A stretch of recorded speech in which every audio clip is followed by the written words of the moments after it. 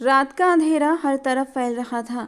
हर तरफ एक खामोशी का मंजर था कि उनकी गाड़ी एक चरचराहट की आवाज़ के साथ रुकी थी। अभी गाड़ी के दरवाजे खोलकर कोई बाहर आता कि गोलियों की बौछार ने उस खामोश रात में एक भयानक शोर पैदा किया था। हर तरफ बस गोलियों की भयानक आवाज़ें थीं और तभी उस माहौल में किसी ने अपनी आखिरी सांसों के बीच एक फरियाद की थी।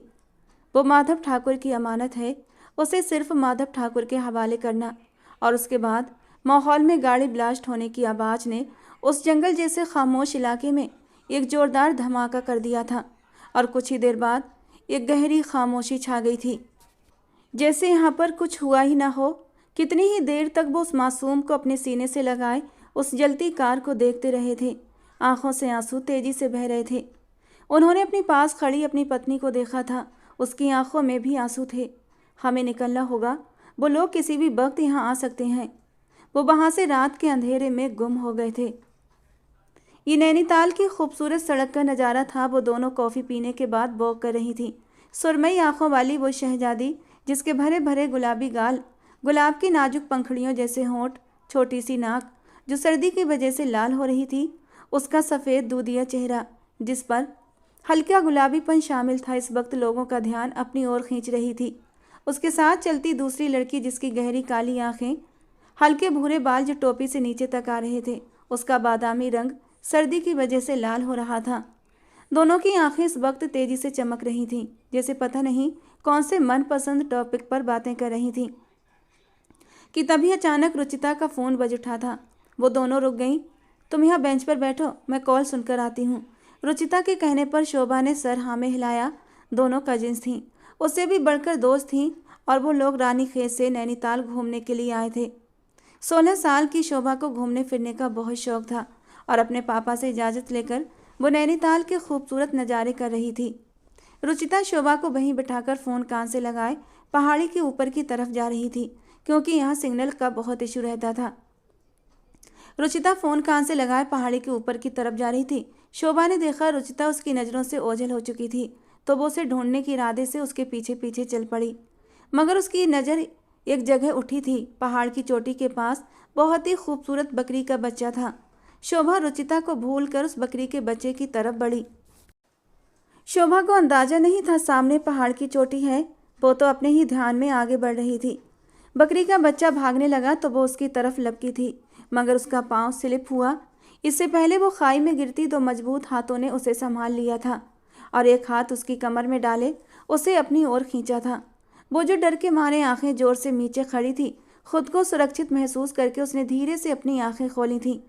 दोनों की नज़रें टकराईं और वो सुरमई आंखें 2 से 4 हो गई थीं, जैसे सारा मंजर ठहर गया हो। दोनों खामोश हो गए थे। दोनों की आंखों में हैरानी थी। ये आंखें वो कितनी ही बार अपने सपनों में देख चुकी थी और ये आंखें हर बार उसे बेचैन कर देती थीं। आज वो हकीकत में उसके सामने थीं। शोभा को यकीन नहीं आ रहा था कि उसने ये क्या देख लिया था।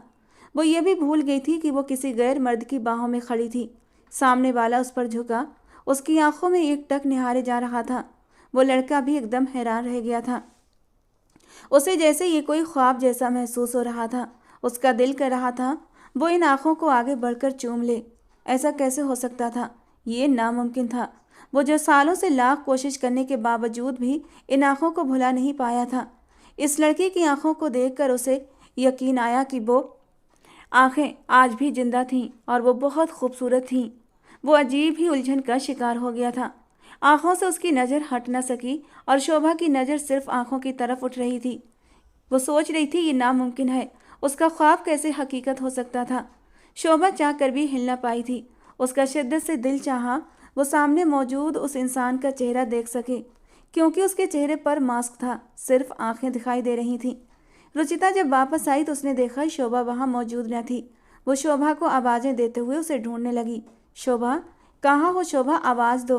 वो परेशानी से चीखने लगी। वो दोनों जो दीवानों की तरह एक दूसरे को देखकर अपने सालों की प्यास बुझा रहे थे। रुचिता की आवाज़ कानों में पड़ने से शोभा होश में आई थी और उसके बाजुओं की पकड़ से ऊपर होती हुई सीधी खड़ी हुई थी और बहुत ही नरमी से उस इंसान के बाजू को खुद से हटाती उसके कैद से बाहर निकली थी और फिर धीरे धीरे कदमों से रुचिता की आवाज़ की तरफ बढ़ गई। पीछे माधव नैनीताल की सारी ठंडक अपने अंदर उतरती महसूस कर रहा था। उसने एक नज़र अपने खाली हाथों को देखा और फिर एक नज़र उस दिशा की ओर जहाँ वो लड़की गायब हुई थी। वो सिर्फ कुछ पल उसके सामने थी, मगर इन पलों में वो लड़की उसके दिल की सारी दुनिया हिलाकर चली गई थी। सालों बाद तो मेरे जख्मी और बेकरार दिल को सुकून मिला था।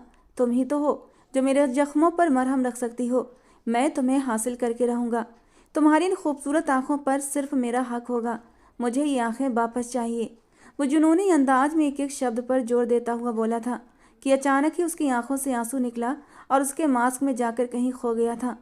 वो धीरे से बड़बड़ाया था, शोभा, बहुत खूबसूरत नाम है तुम्हारा, बिल्कुल तुम्हारी आंखों की तरह।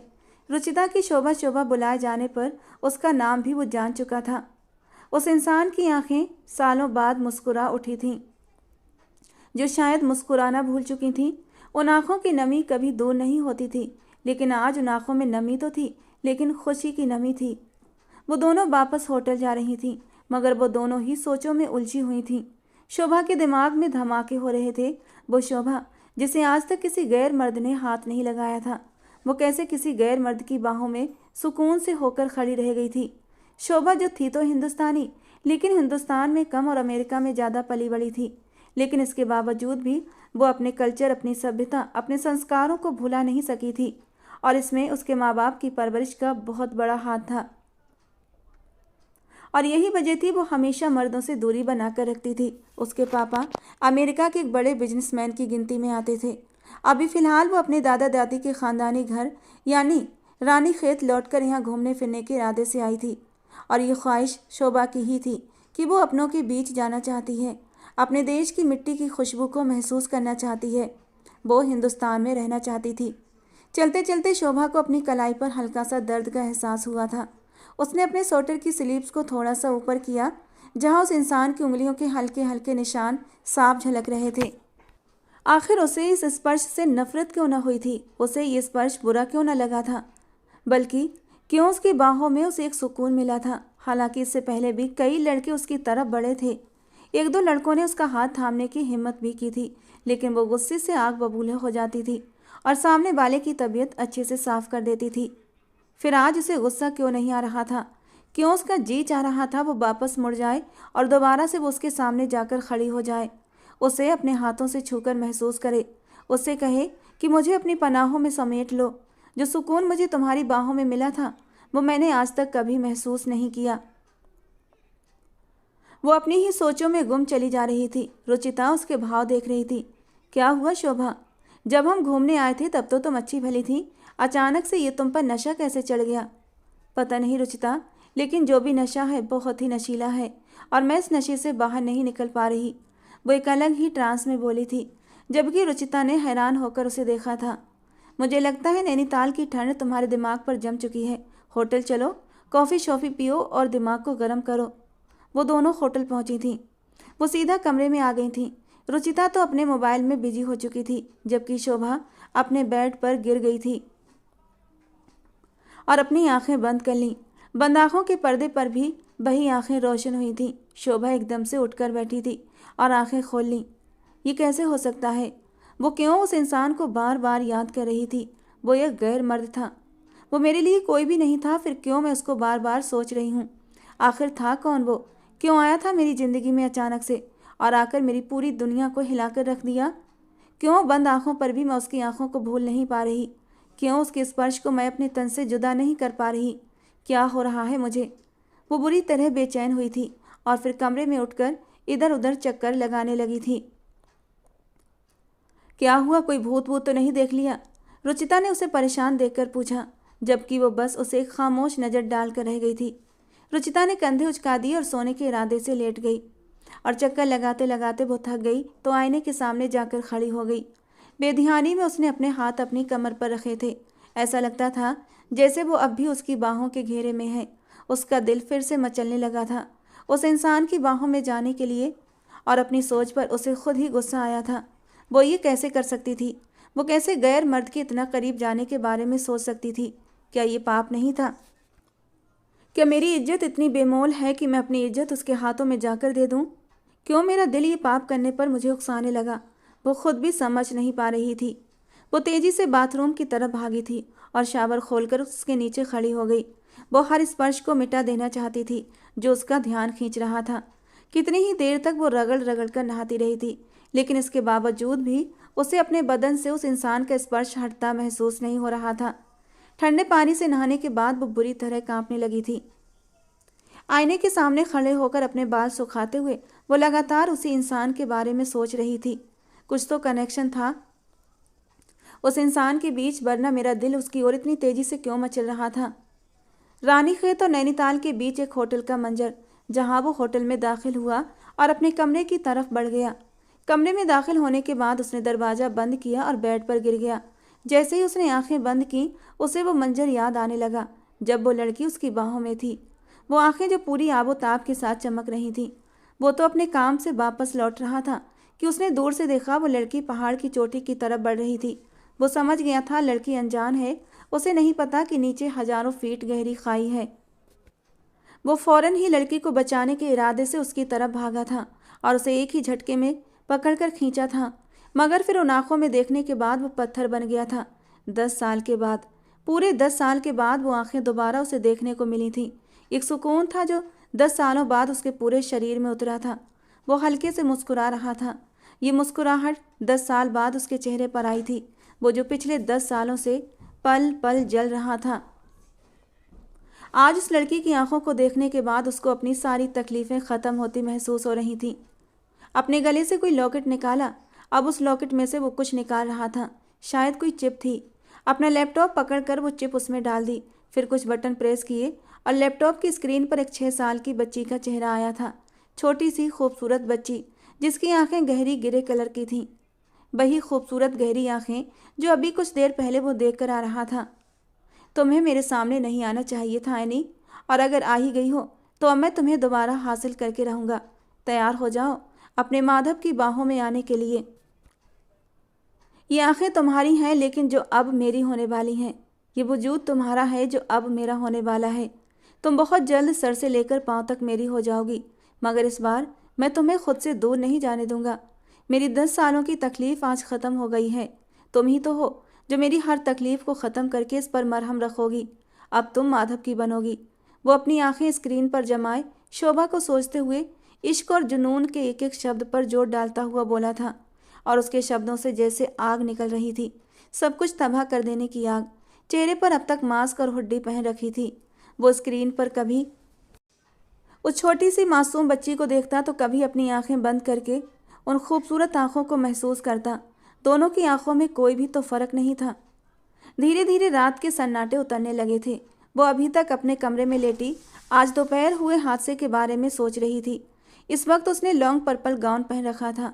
उसके सारे बाल कमर पर बिखरे पड़े थे, बेहद खूबसूरत और नरम मुलायम बाल। दूर से देखने पर ऐसा लगता है जैसे काली घटाएं बिखर रही हों। काफ़ी देर तक वो ऐसे ही बेड पर लेटी रही, फिर उठकर अपना बैग खोला, उसमें से एक डार्क ब्लू कलर की डायरी निकाली और फिर वो कमरे में मौजूद स्टडी टेबल की तरफ चेयर खींचते हुए बैठी थी। डायरी खोली जो अभी तक पूरी खाली थी। फिर आज उसने हिम्मत कर ही ली थी। अपने अंदर मचलती जंग को किसी के साथ वो बांटना चाहती थी। इसीलिए उसे सबसे पहले यही लगा कि अपने शब्द इन पन्नों पर उतार कर दिल का बोझ हल्का कर ले। उसने पेन पकड़ा, बहुत ही हिम्मत के साथ डायरी का दूसरा पेज खोला और उस पर अपने एहसास उतारने लगी। उसके हाथों में एक कंपन था। वो शोभा खुराना, कमलेश खुराना की बेटी, उसकी माँ बचपन में एक हादसे में मर गई थी। उसने सिर्फ उन्हें तस्वीरों में देखा है। उसे याद नहीं कि बचपन में उनके साथ उसकी कोई याद जुड़ी थी या नहीं। जैसे जैसे पेन चल रहा था वैसे वैसे उसकी हाथों की कपकपाहट कम होने लगी थी। उसके पापा कहते थे कि उसके पास सबसे ख़ास चीज़ उसकी आंखें हैं, जो उसे सबसे स्पेशल बनाती हैं। ये गहरी ग्रे कलर की आंखें। शोभा 16 साल की टीनेजर लड़की थी, लेकिन उसका दिमाग एक मैच्योर लड़की की तरह अलग अलग सोचों का शिकार रहता था। उसने अपनी ज़िंदगी के 10 साल अमेरिका जैसे देश में रहकर गुजारे थे, मगर उसे वहाँ सुकून न मिला था जो कुछ घंटे सिर्फ हिंदुस्तान में रहने पर मिला था। उसे अपने देश से बहुत मोहब्बत थी। वो आर्मी ऑफिसर बनना चाहती थी। उसे बचपन से ही आर्मी वालों से बहुत मोहब्बत रही थी। लेकिन जब 6 साल की थी तब एक ऐसा हादसा हुआ था जिसमें उसके दिमाग पर एक गहरी चोट लगी थी और उसका असर उसके दिल पर भी पड़ा था। डॉक्टर्स का कहना था कि शोभा का दिल कमज़ोर है, इस हादसे ने शोभा को खासी तकलीफ पहुंचाई थी। इसीलिए उसके पापा ने उसको आर्मी में जाने की जिद को नकार दिया था, क्योंकि कमलेश जी को लगता था वो दिमागी तौर पर मजबूत नहीं है। शोभा को याद करने के बावजूद भी अपने बचपन के बारे में कुछ भी याद न आता था। वो याद करती, जब कुछ याद न आता तो अपने पापा से सवाल करती, पापा मुझे अपने बचपन की बातें क्यों न याद आती? मैं भी अपने बचपन को महसूस करना चाहती हूँ, अपनी बचपन की शरारतों को याद करना चाहती हूँ। तो कमलेश जी उसे अपने सीने से लगा लेते, उसके सर पर हाथ रखते हुए उसे तसल्ली देते, बेटा तुम्हें बताया तो है, बचपन में तुम्हें एक गहरी चोट लगी थी और जिसका असर सीधा तुम्हारे दिमाग पर गया था। इसी वजह से तुम अपने बचपन की सारी यादें भूल चुकी हो। इसके बावजूद भी शोभा को सुकून नहीं मिलता था। वो रातों को उठकर बैठ जाती, उसे रातों को सुकून से नींद न आती। उसे अजीब अजीब तरह के सपने दिखाई देते थे। वो सपनों में खुद को अजीब जगह पर देखती, ऐसी जगह जहाँ वो पहले कभी न गई थी। एक बड़ी सी हवेली जहाँ गार्डन में वो खुद को उछलता कूदता देखती थी। और जब अपने पापा को अपने सपने के बारे में बताती तो वो ये कहकर टाल देते कि ये सिर्फ तुम्हारा वहम है। दिन भर उल्टी सीधी सोचों में गुम रहती हो तो वही सपने बनकर रात को तुम्हें परेशान करते हैं। लेकिन शोभा को ये सारी बातें सच नहीं लगती थीं। उसे लगता जैसे कहीं ना कहीं ये सपने उसके बचपन से जुड़े हुए हैं और यही यादें सपनों की सूरत में उसे नजर आती हैं।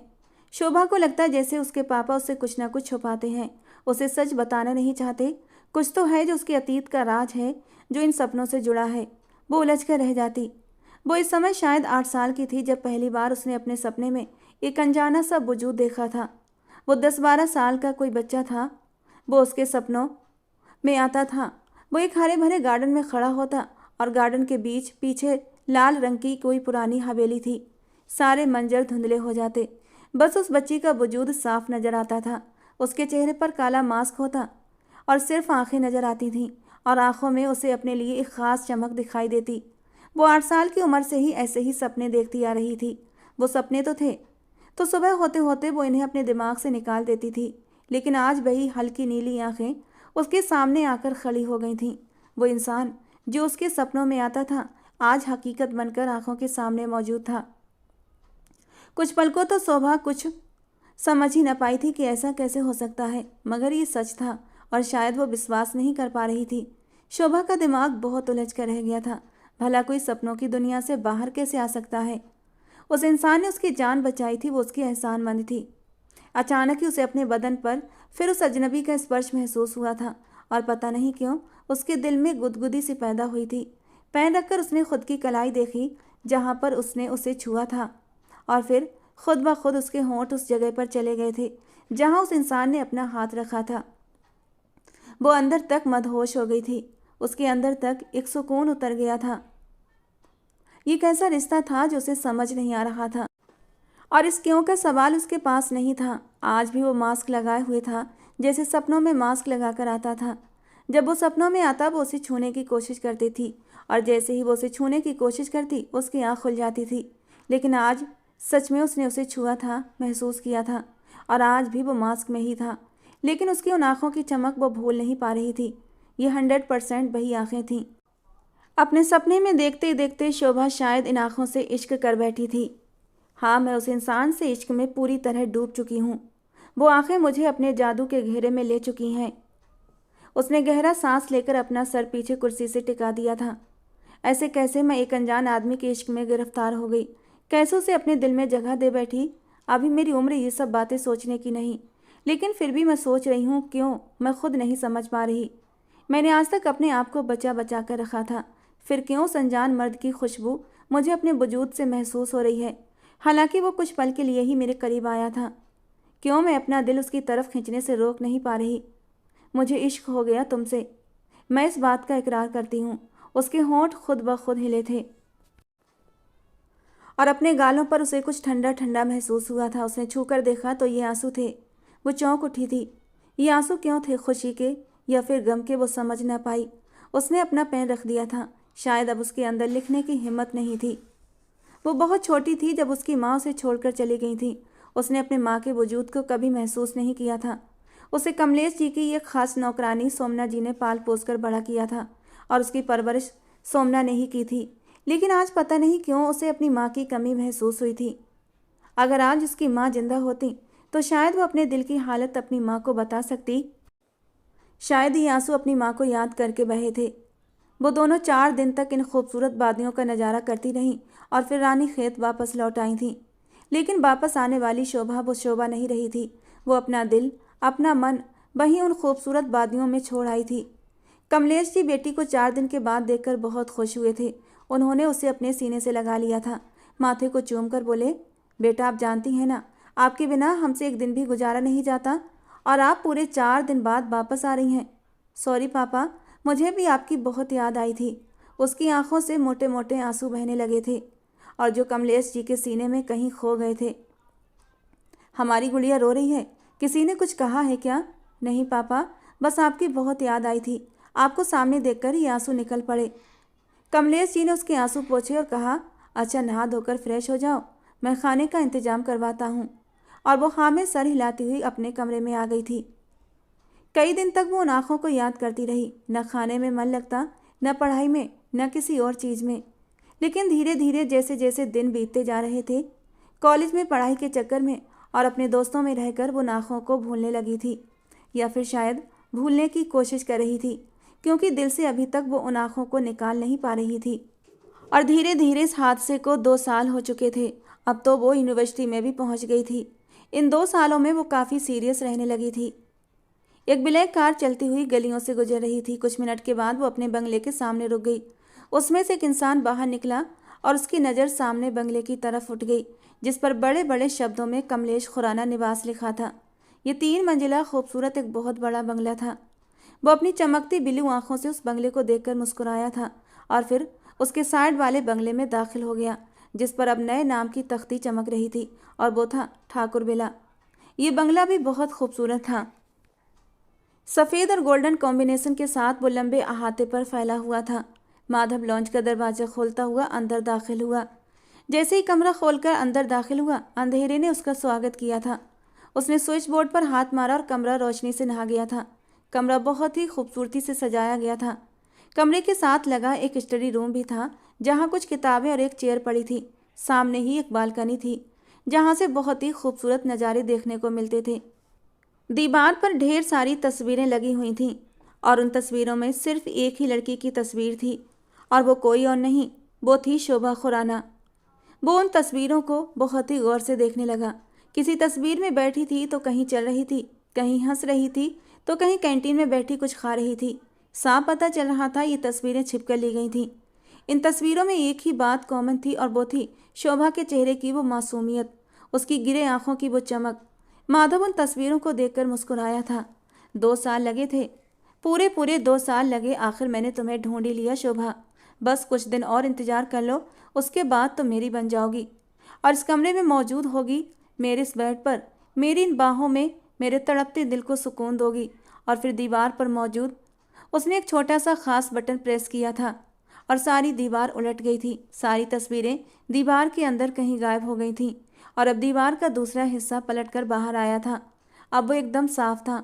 माधव ने मास्क और हुड्डी अपने चेहरे से हटाई और उसका चेहरा अब साफ जाहिर हो गया था। माथे पर बिखरे काले बाल, बिलू आंखें, ऊंची मगरूर नाक, सुर्ख सफ़ेद रंगत, चेहरे पर हल्की सी शेब और कसरती सीना, 6 फीट से निकलता मजबूत और ताकतवर जिस्म।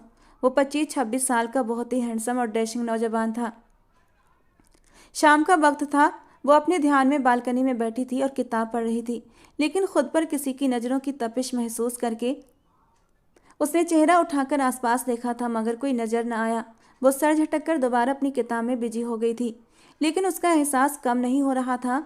कोई तो था जो उसे घूर रहा था और वो कोई और नहीं, अपने कमरे की बालकनी में अपनी रिवॉल्विंग चेयर पर बैठा माधव था, जो अपनी आंखें शोभा पर टिकाए उसी को देखे जा रहा था।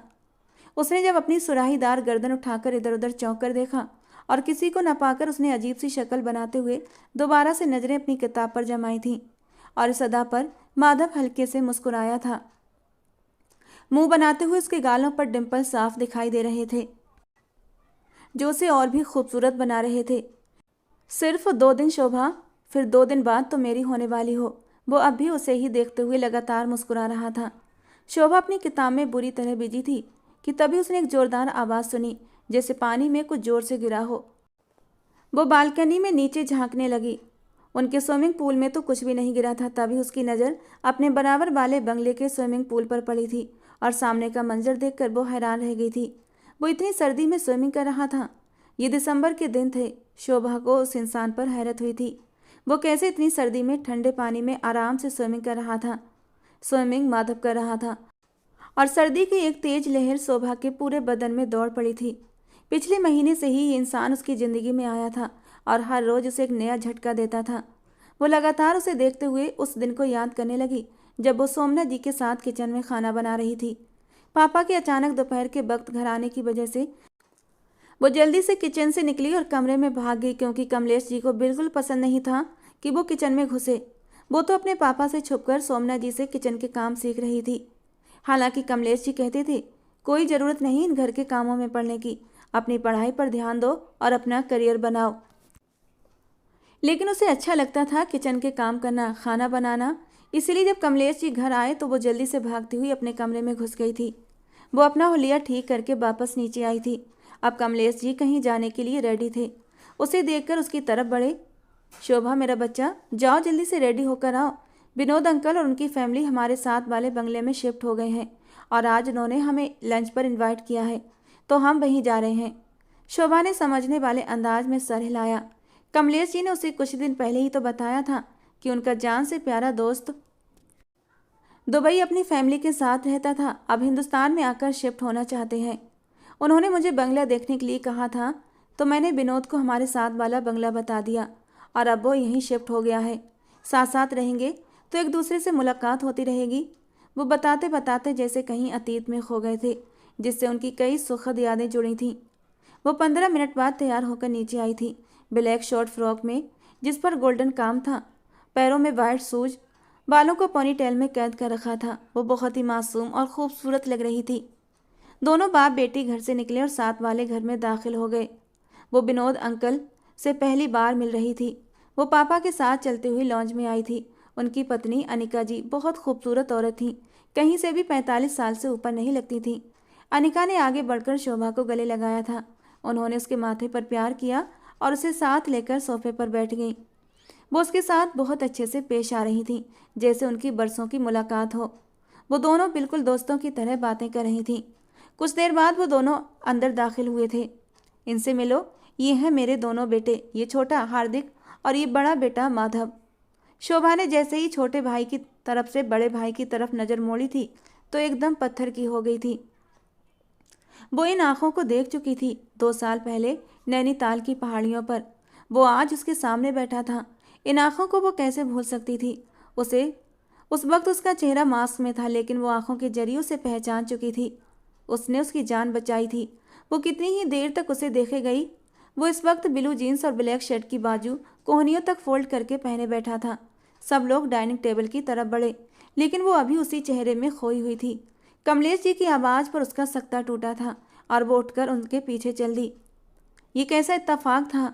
वो उसके पापा के दोस्त का बेटा था और उसे पता ही नहीं था। तो क्या इसे ही बचपन से वो सपनों में देखती आ रही थी। वो वापस घर आ गई थी, मगर अब वो उलझ कर रह गई थी। दिल में दबी मोहब्बत फिर से उभरने लगी थी। वो इश्क जो वक्त की धूल ने धुंधला कर दिया था फिर से चमकने लगा था। उसके बाद वो दोनों अक्सर आमने सामने आते रहते थे, मगर शोभा से देखते ही पत्थर की बन जाती थी। चाह कर भी वो कुछ बोल नहीं पाती थी। वो बहुत ही चुप चुप रहने वाला लड़का था। अब भी वो उसे इतनी ठंड में स्विमिंग पूल में नहाते हुए देख रही थी। वो एक झुरझुरी लेते हुए अंदर चली आई थी, हालांकि लबों पर हल्की सी मुस्कान थी। एक दिन उसका मोबाइल बजा। किसी अननोन नंबर से कॉल आ रही थी। उसने फ़ोन कान से लगाया कि दूसरी तरफ से एक आवाज़ उसके कानों में पड़ी थी। मैं 20 मिनट पहले ही बालकनी से जा चुका हूँ, अब मुझे बालकनी में ढूंढने का कोई फ़ायदा नहीं। वो जो लगातार अपनी नज़रें बराबर वाली बालकनी में जमाए खड़ी थी, उसकी आवाज़ सुनकर एकदम हैरान रह गई थी। उसे कैसे पता चला कि वो उसकी नज़रों को ही तलाश कर रही थी। उसने जल्दी से फ़ोन कान से हटाकर आंखों के सामने किया था, जैसे यकीन करना चाहती हो क्या उसके कानों ने सही सुना था या फिर उसका कोई वहम था। कमरे में जाओ, बाहर ठंड लग जाएगी। शोभा ठाकुर। और शोभा को लगा जैसे उसके आसपास धमाके हो रहे हों। उसकी हैरानी अब गुस्से में बदल गई थी। मेरा नाम शोभा खुराना है, हिम्मत कैसे हुई तुम्हारी मेरे नाम के आगे अपना नाम जोड़ने की। वो थोड़ा गुस्से से उसे जताने वाले अंदाज में बोली थी। सरनेम चेंज होने में वक्त ही कितना लगता है। भगवान को साक्षी मानकर गले में मंगलसूत्र और तुम्हारी मांग में सिंदूर, बस हो गई तुम मेरे नाम। उसके इस खुले इजहार पर शोभा दंग रह गई थी। वो कुछ बोल पाती इससे पहले ही वो बोला था, तुम बहुत जल्दी ही शोभा खुराना से शोभा ठाकुर बनने वाली हो।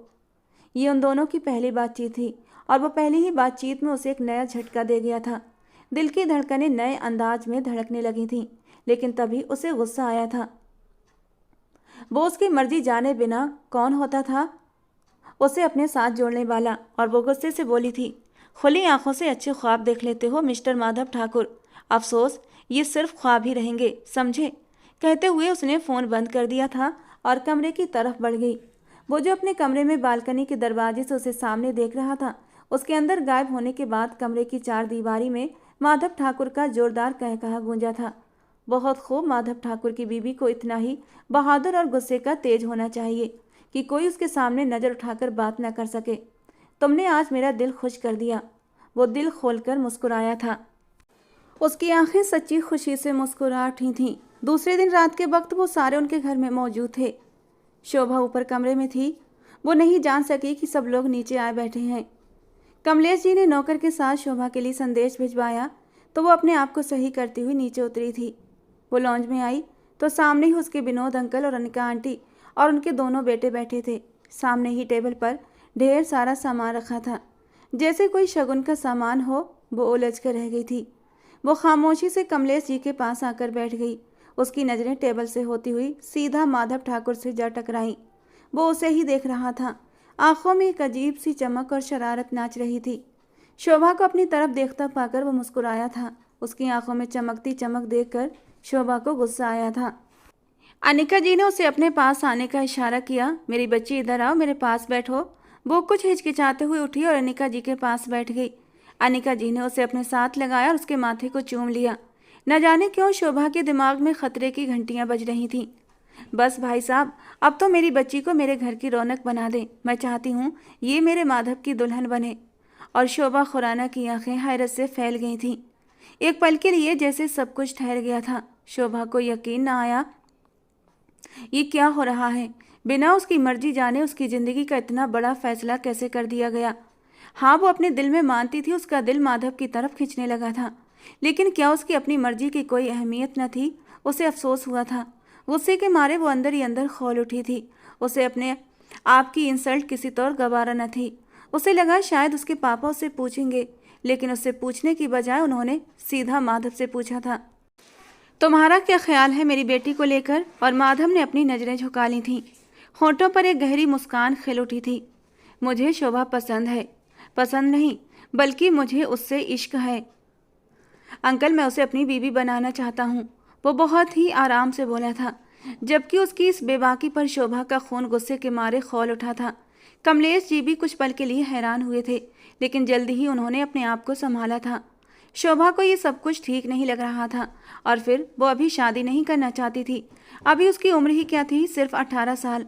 कमलेश जी के कानों में दूर कहीं अतीत किसी की कही हुई बात गूंजी थी, ये माधव ठाकुर की अमानत है, इसे माधव ठाकुर के हवाले करना। उन्होंने एक नज़र अपनी जान से प्यारी बेटी को देखा था और उनकी आंखों में एक नमी उभरी थी। वो वादे को ही तो पूरा कर रहे थे जो उन्होंने आज से 12 साल पहले किसी मरते हुए इंसान से किया था। वो 12 साल से जमानत की हिफाजत कर रहे थे और आज वक्त आ गया था कि उसे उसके असली हकदार के पास पहुंचा दिया जाए। वो खुद तो क्या, सारी दुनिया की ताकत भी मिलकर रोकती तब भी शोभा को माधव ठाकुर के पास जाने से रोक नहीं सकते थे। वो तो बस उसी की थी। उन्होंने एक लंबी गहरी सांस ली और बहुत ही सीरियस अंदाज में बोले, मुझे इस रिश्ते से कोई ऐतराज़ नहीं, लेकिन फिर भी मुझे लगता है अभी शोभा की उम्र कम है। और दूसरी बात, मैं अपनी बेटी की सेफ्टी के लिए पूरी तरह सिक्योर होना चाहता हूँ।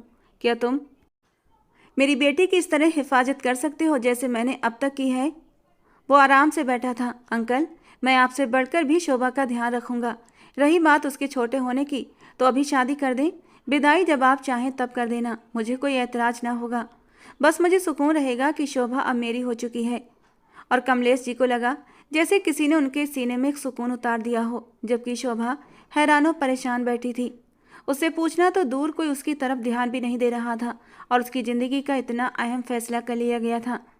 कमलेश जी माधव ठाकुर से कह रहे थे कि कभी मेरी बेटी को धोखा तो नहीं दोगे। अगर तुमने मेरी बेटी को धोखा देने की कोशिश की तो मैं तुम्हें कभी माफ़ नहीं करूँगा, क्योंकि मैं अपनी बेटी की आंखों में तकलीफ़ नहीं देख सकता। अंकल, मैंने कहा था ना, शोभा मेरा इश्क है।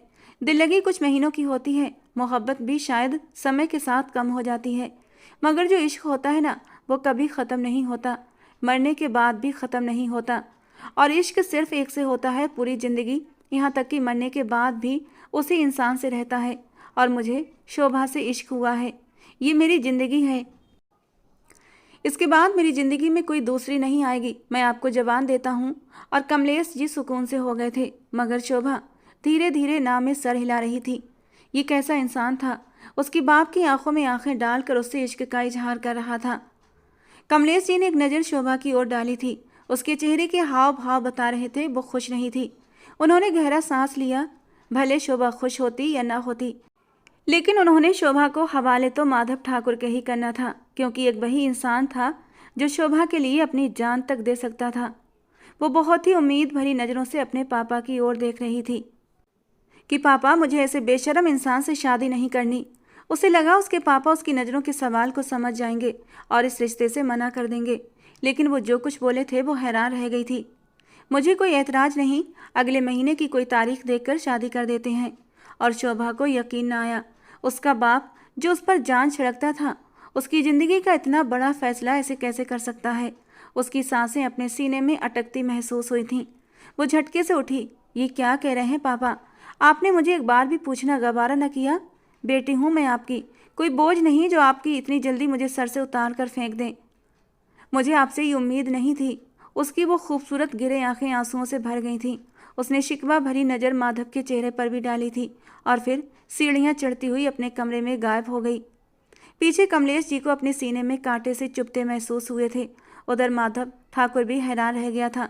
उसे उम्मीद नहीं थी वो इनकार कर देगी, क्योंकि वो उसकी आंखों में अपने लिए इश्क के रंग देख चुका था, मगर वो कितने गुस्से में इनकार करके गई थी, वो दंग रह गया था। उसे लगा जैसे शोभा ने उसके मुंह पर तमाचा मारा हो। वो कैसे माधव ठाकुर को इनकार कर सकती थी।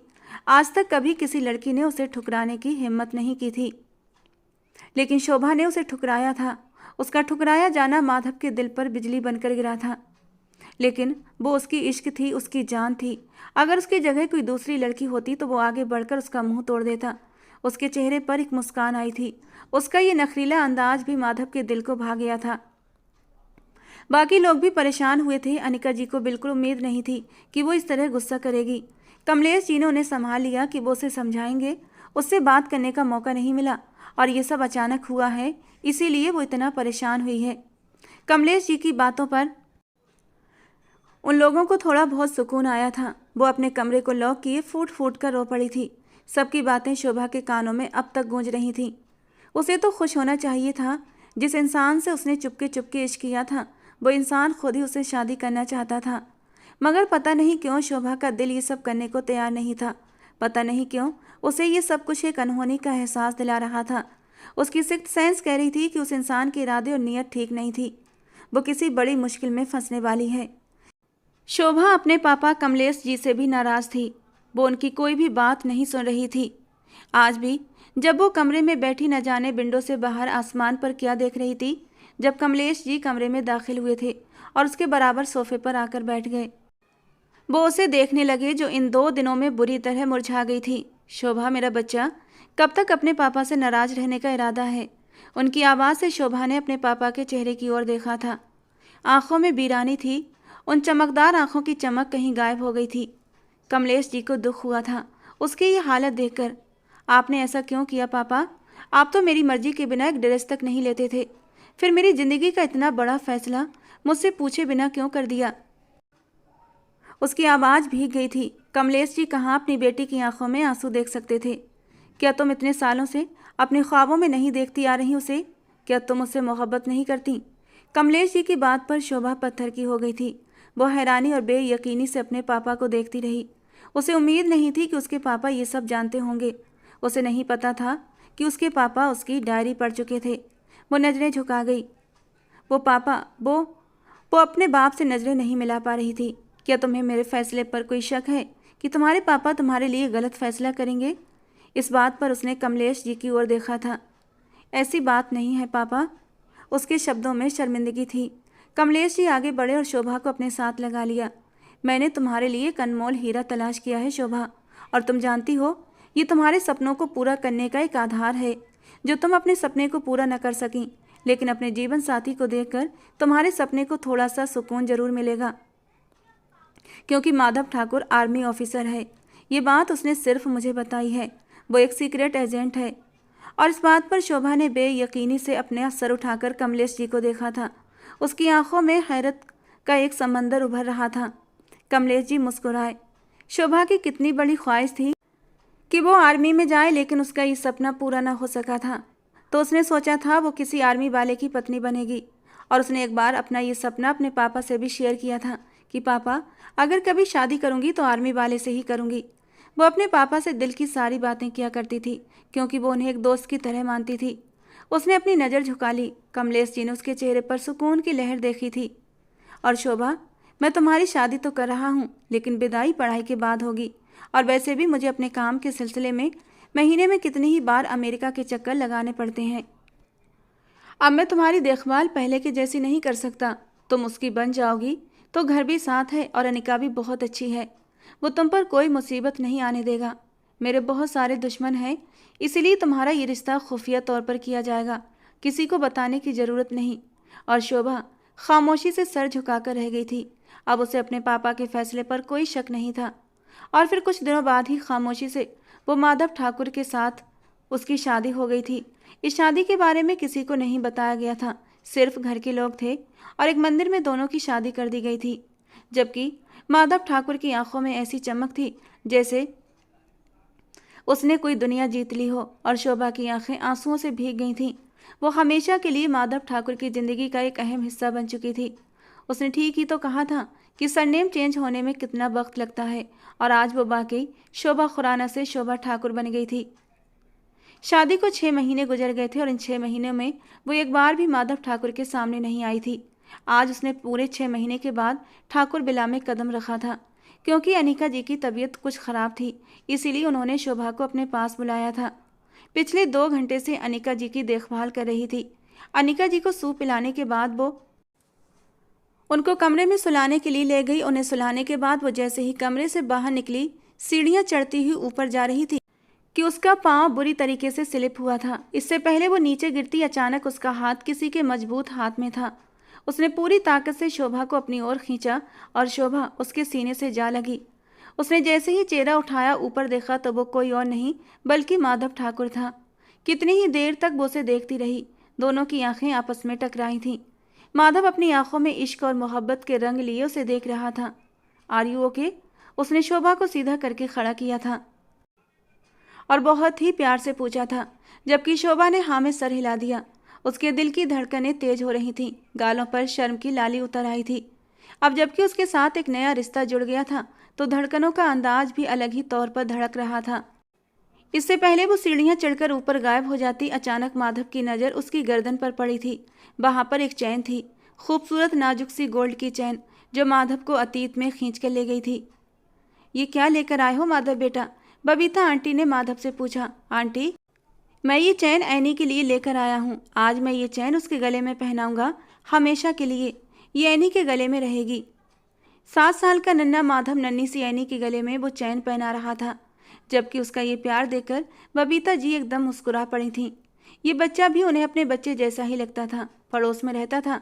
माधव की माँ से और बबीता जी की अच्छी खासी दोस्ती हो गई थी, और दोनों के घरों में आना जाना भी था। और जब बबीता जी ने नन्ही सी गुड़िया को जन्म दिया, तो जैसे माधव उसका दीवाना हो गया था। हर वक्त उसे गोद में उठाए फिरता, और आज तो वो उसके लिए चैन ले आया था। वो जल्दी से अतीत से निकलकर प्रेजेंट में आया था। उसने हाथ बढ़ाकर उस चैन को छुआ था। इस चैन को वो इतने सालों के बाद भी पहचान सकता था। ये वही चैन थी जो कभी अपनी ऐनी के लिए लाया था, लेकिन वो हैरान हुआ, ये चैन शोभा के पास कैसे आई? ये तुम्हारे पास कैसे आई? उसने बेयकीनी से पूछा था। लहजे में गुस्से की आंच थी। शोभा हैरान हुई। ये तो बचपन से ही मेरे पास है, इनफैक्ट मेरा ही है।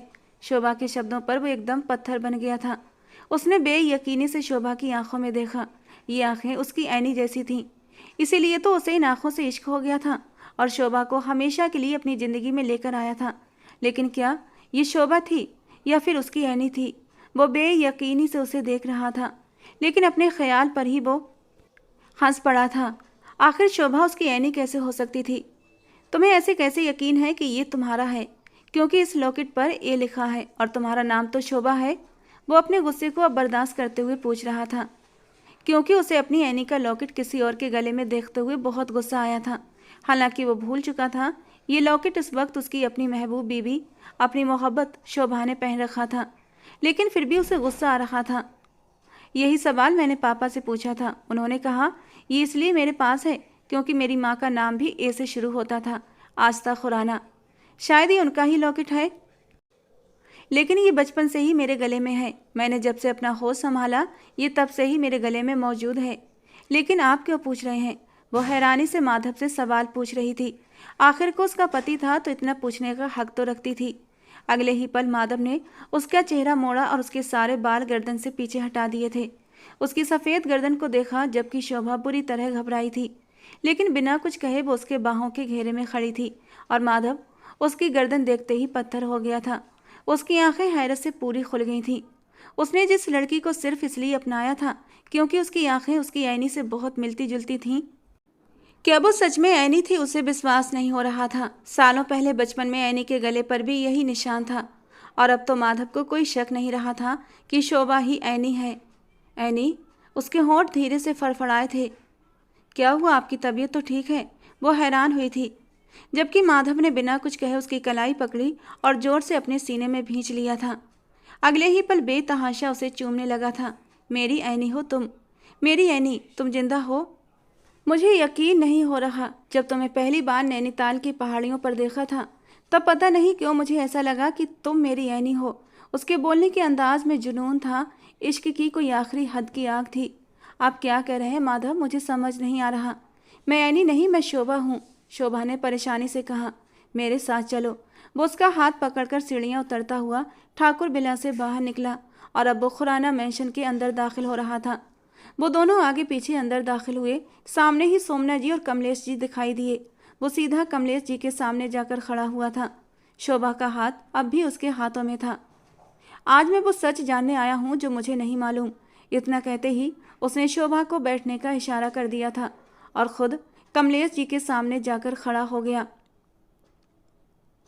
वो उलझकर उन्हें देखने लगे थे। सिर्फ एक सवाल मैं आपसे पूछूंगा, क्या शोभा मेरी ऐनी है? उसने बेयकीनी से पूछा था, जबकि उसके सवाल पर कमलेश जी का चेहरा एकदम पत्थर का हो गया था। जवाब दें, खामोश क्यों है? शोभा भी उठकर खड़ी हुई थी। अपने पापा के पास आई। पापा, ये सब क्या है? मुझे समझ नहीं आ रहा। ये कौन सी पहेलियां बुझा रहे हैं आप दोनों? और कमलेश जी ने गहरी सांस ली थी। आज रात से पर्दा उठाने का वक्त आ गया था। हाँ माधव, ये तुम्हारी ऐनी है। शब्द थे कि कोई अमृत की बूंदें जो माधव के कानों में उतरकर उसे नई जिंदगी दे गई थीं। कब और कैसे? उसने 2 सवाल पूछे थे। मैं तुम लोगों को सच्चाई बताने वाला था माधव, लेकिन मैं सही वक्त का इंतजार कर रहा था। अब जबकि तुम्हें पता चल गया है तो अपने शक पर यकीन की मोहर लगा लो। शोभा तुम्हारी ऐनी है। ऐनी के पापा और मैं बहुत अच्छे दोस्त थे। हम दोनों एक ही साथ यूनिवर्सिटी में पढ़े और एक साथ हमने अपना बिजनेस शुरू किया था। मेरी बहन सुधीर को पसंद करती थी। सुधीर में कोई बुराई नहीं थी और फिर वो मेरा बचपन का यार था। मैंने खुशी खुशी अपनी बहन बबीता की शादी सुधीर के साथ कर दी। मेरे ख़ानदान वाले शादी से राजी नहीं थे, लेकिन फिर भी मैंने अपने ख़ानदान के खिलाफ जाकर ये शादी करवाई थी। इधर मेरी शादी आस्था से हो गई थी। मैं पूरे 6 साल बाद लंदन से वापस आया था। मेरी एक बेटी भी थी, मासूम सी प्यारी सी शोभा खुराना। उन्होंने एक नज़र शोभा को देखा था, जो हैरान निगाहों से अपने बाप को देख रही थी। सुधीर और बबीता मुझे एयरपोर्ट पर लेने आए थे। हम सब लोग एयरपोर्ट से वापस हवेली जा रहे थे जब रास्ते में वो बहुत ही भयानक हादसा हुआ था। हम पर गोलियां चलने लगीं। उन लोगों ने अंधाधुंध सुधीर की गाड़ी पर गोलियां चलाई थीं। उस फायरिंग में मेरी छोटी सी मासूम सी बच्ची शोभा गोलियों का निशाना बन गई थी। एक गोली मेरे बाजू को चीरते हुए गुजर गई थी, जबकि ऐनी बेहोश होकर गाड़ी के नीचे गिर पड़ी थी। मैं भी बेहोशी की हालत में था। उन लोगों ने दरवाज़ा खोलकर देखा था और सुधीर को पलट कर देखा, साथ ही मेरी बच्ची शोभा को भी देखा। सुधीर, मेरी बहन और शोभा जान से हाथ धो चुके थे और वो लोग यही तो चाहते थे। सुधीर के ख़ानदानी दुश्मनी थी और सुधीर के परिवार को ख़त्म करके वो अपने बदले को पूरा कर चुके थे। उन्हें लगा कि उन्होंने पूरे परिवार को ख़त्म कर दिया है, लेकिन किस्मत को कुछ और ही मंजूर था। जब मुझे होश आया तो मुझे ऐनी के रोने की आवाज़ आई थी। मैंने उसे अपनी गोद में समेट लिया। मेरी बच्ची शोभा इस हादसे का शिकार होकर अपनी जान गंवा चुकी थी। मेरी पत्नी आस्था बेहोश थी। मैं सुधीर के पास गया था। ऐनी अब भी मेरी गोद में थी। सुधीर अपनी आखिरी सांसें ले रहा था। उसने मेरे सामने हाथ जोड़ दिए। प्लीज़ कमलेश, मेरी ऐनी को कहीं दूर ले जाओ। ये लोग मेरी ऐनी को मार देंगे और मैंने उससे वादा किया था कि मैं तुम्हारी ऐनी को दुनिया की नज़र से छुपा लूँगा। आस्था होश में आ चुकी थी और अब ज़ोर ज़ोर से अपनी बेटी के गम में चीखना चाहती थी, लेकिन मैंने उसकी चीखों का गला घोंट दिया, ये कहकर कि अगर तुम रोई तो वो लोग वापस आ सकते हैं और उन्हें पता चल जाएगा ऐनी की जगह शोभा की जान गई है और वो लोग ऐनी को ख़त्म कर देंगे। आस्था ने अपनी चीखें रोक ली थीं और हम रात के अंधेरे में वहाँ से निकल आए थे। उन लोगों ने मेरे दोस्त को मार दिया, मेरी बहन को भी मार दिया। आस्था शोभा के गम को सहन न कर सकी। वो बिस्तर से लग गई थी और कुछ ही दिन बाद वो भी ये दुनिया छोड़कर चली गई। और तब सोमना काकी ने मेरा साथ दिया था। कमलेश जी ने सोमना जी की तरफ देखा जो चुपचाप खड़ी अपने आंसू पोंछ रही थी। कमलेश जी की आंखों से भी आंसू गिर रहे थे, जबकि शोभा पत्थर की मूरत बन गई थी। वो शोभा खुराना नहीं थी, वो तो ऐनी थी। उसका दिल टूट कर बिखरा था। कमलेश जी आगे बोले, ऐनी के सर पर उस वक्त बहुत चोटें आई थीं। मैं उसे अस्पताल ले गया। इस हादसे के बाद वो अपना सब कुछ अतीत भूल चुकी थी। उसे अपने माँ बाप का नाम, अपने माँ बाप का चेहरा, यहाँ तक कि उसे अपना नाम तक याद न था। मैंने उसे शोभा की पहचान दे दी, लेकिन एक सच, मरने से पहले सुधीर मुझसे कहकर गया था कि ऐनी माधव ठाकुर की अमानत है, इसे माधव ठाकुर के हवाले कर देना जब ये 20 साल की हो जाए तब। लेकिन तुमने खुद ही मुझसे शोभा का रिश्ता मांग लिया, इसलिए मुझे लगा ये राज खोलने की ज़रूरत नहीं। मैं तुम्हारे रिश्ते के बारे में जानता था माधव, कि तुम दोनों का रिश्ता बचपन में ही तय हो गया था और तुम ठाकुरों की रिवायत थी, एक बार रिश्ता हो जाए फिर वो मरते दम तक नहीं टूटता। तुम बचपन से ही ऐनी के दीवाने थे और तुम्हारी दीवानगी को देखते हुए तुम्हारे बड़ों ने ये रिश्ता बचपन में ही तय कर दिया था। जबकि माधव ठाकुर के आसपास ये सच्चाई सुनकर धमाके हो रहे थे और शोभा भी पत्थर की बन चुकी थी।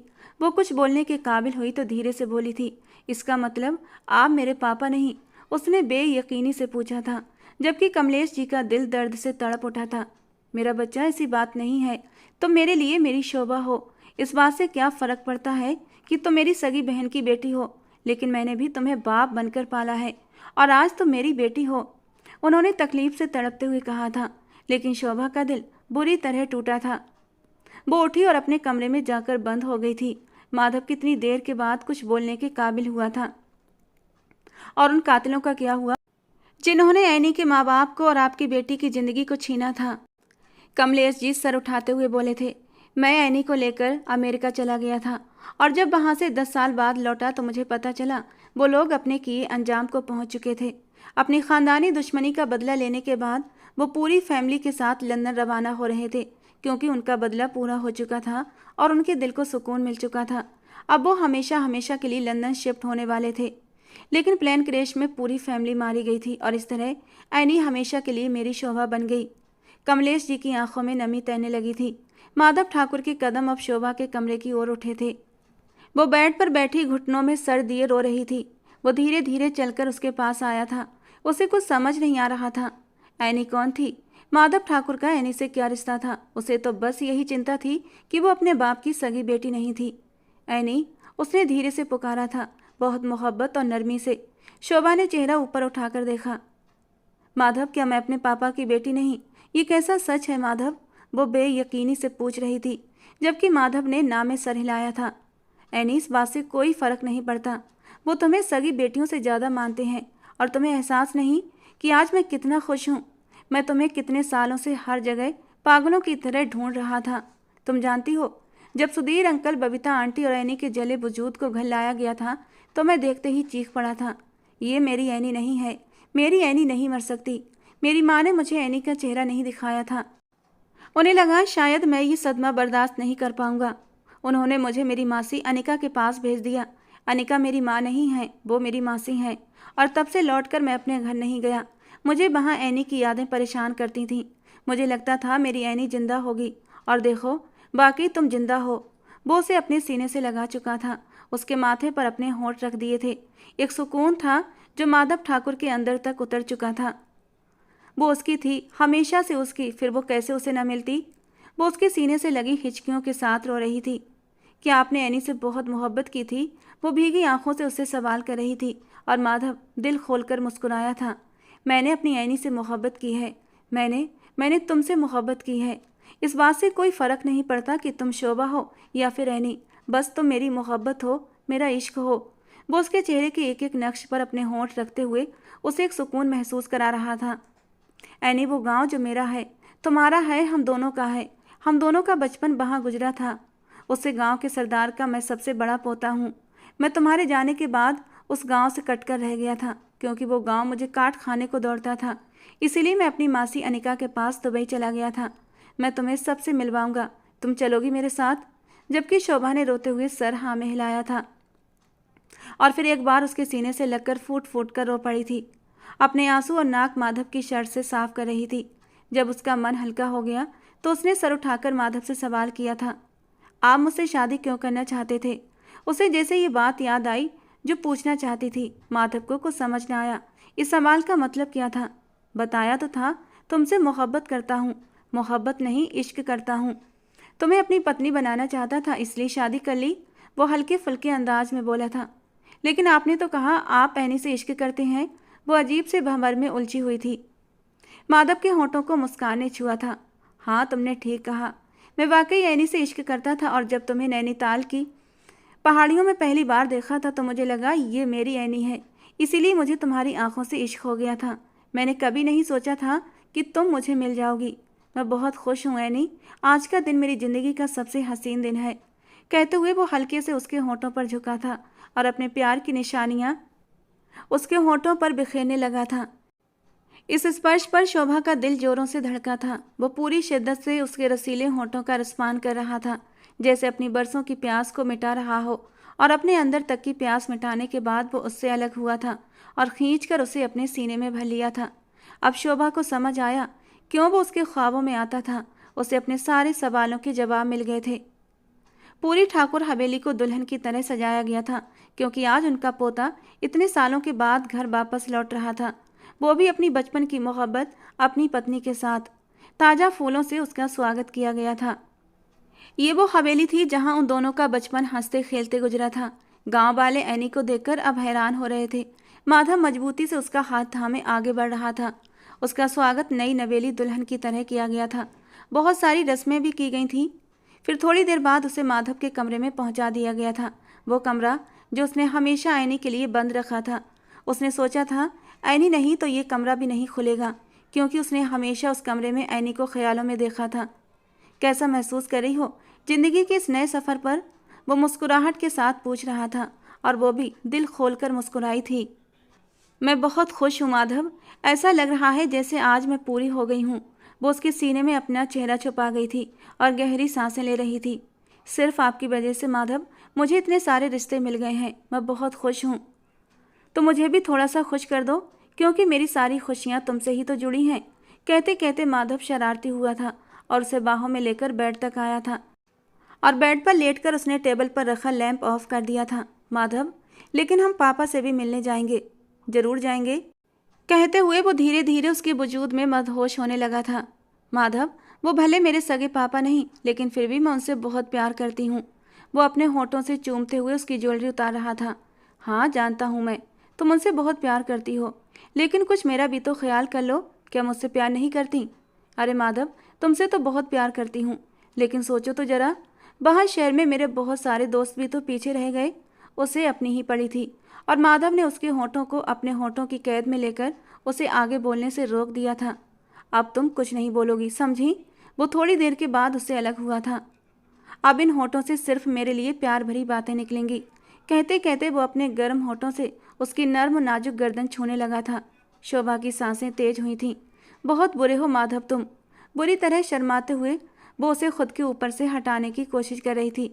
लेकिन माधव, मैं यहाँ गांव में हमेशा नहीं रह सकती, क्योंकि यहाँ गांव में तो।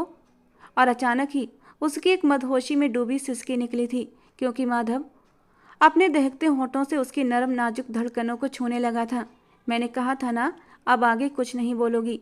वो कुछ ही पल में उसे पूरी तरह मदहोश कर चुका था और शोभा को अब कोई होश कहाँ था, न शहर का, न गांव का, न अपने पापा का और ना ही अपनी सहेलियों का। वो पूरी तरह मदहोश हो चुकी थी, माधव की संगत में टूटकर बिखरने लगी थी और माधव ने उस टूटती हुई नाजुक सी गुड़िया को समेट लिया था, उसकी मीठी सिसकियों को अपने होठों में समेट लिया था, उसके आंसुओं को अपने होठों से चुन लिया था। ये रात बहुत हसीन रात थी। दोनों एक दूसरे की संगत में सब कुछ भूल चुके थे। सुबह दोनों रूम से निकले, चेहरे पर रात की कहानी साफ झलक रही थी। शोभा के चेहरे पर शर्म के रंग बिखरे थे तो माधव के चेहरे पर सुकून ही सुकून था। प्रभात ठाकुर, माधव ठाकुर के पापा, बेटों को देखकर सुकून से मुस्कुराए थे। अब जबकि तुम्हें तुम्हारे जीने का मकसद मिल गया तो मुझे लगता है तुम्हें गांव में ही रुक जाना चाहिए। उन्होंने उसके साथ खड़ी शोभा पर एक नज़र डाली थी, जबकि गांव में ही रहने की बात पर शोभा का रंग उड़ा था। उसने बेबस नज़रों से माधव की ओर देखा था। माधव ने उसका हाथ दबाकर उसे तसल्ली दी थी। पापा, गांव में आप हैं ना, हम लोग गांव में आते जाते रहेंगे। आपको तो पता है मैंने अभी अभी नया आर्मी ऑफिसर बना हूँ, मुझे अपनी नौकरी पर ध्यान देना होगा और मैं एनी के बिना कहीं भी नहीं जा रहा। एनी को साथ लेकर जाऊंगा। उसने सारी बात खुद के कंधों पर ले ली थी और वो शोभा को साफ बचा गया था कि शोभा गांव में नहीं रहना चाहती, इसीलिए वो भी गांव में नहीं रहेगा। और प्रभात ठाकुर ने गहरी सांस ली थी। इतने सालों बाद उन्हें बेटा वापस मिला था और वो उसे दोबारा खोना नहीं चाहते थे। नंदिनी जी ने आगे बढ़कर अपनी नई नवेली बहू को आशीर्वाद दिया था और अपने बेटे के माथे को चूम लिया था। तुम दोनों बच्चों की खुशी में ही हमारी खुशी है, जहाँ रहो हमेशा खुश रहो। यूं 8 दिन गांव में गुजारने के बाद वो लोग वापस शहर आ गए थे। माधव ठाकुर ने खुद अपना एक अलग आशियाना बनाया था, सबसे अलग, सबसे दूर, जहां उन्हें कोई डिस्टर्ब करने वाला न था। जबकि शोभा ने कहा भी था कि हम अनिका आंटी के बंगले पर भी रह सकते हैं, लेकिन माधव ने मना कर दिया था। उसने शोभा को अपनी बाहों में समेट लिया, कहने लगा, इतनी बरसों बाद मिली हो एनी, मेरा जब मन करेगा तब तुम्हारे साथ रोमांस करूँगा, किचन में, हॉल में, गार्डन में, कमरे में, जहाँ मन करेगा वहाँ।